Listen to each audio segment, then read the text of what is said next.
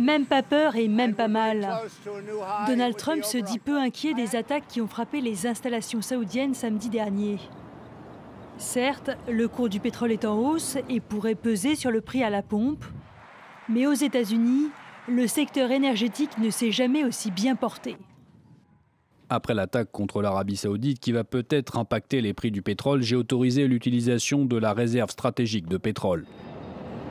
Et des réserves, il y en a, comme ici à Midland, au Texas. Terre historique de l'or noir, la région s'était vue dépassée à la fin du XXe siècle par les gisements du Proche-Orient. Un passage à vide aujourd'hui oublié, car depuis une dizaine d'années, la production a plus que doublé grâce à de nouvelles techniques très nocives pour l'environnement. Le fracking, c'est-à-dire la fracturation hydraulique avec du sable et de l'eau, permet d'aller puiser le pétrole de schiste dans les sols. Quand j'ai commencé à travailler ici il y a 33 ans, pour forer ce puits, il fallait environ 55 jours. Maintenant, il n'en faut plus que 11. Donc on a gagné en rapidité, en efficacité et en sécurité.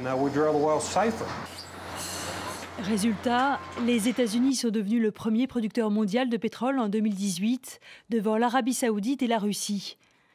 Les importations baissent, tandis que les exportations augmentent, et le pays vise désormais l'indépendance énergétique.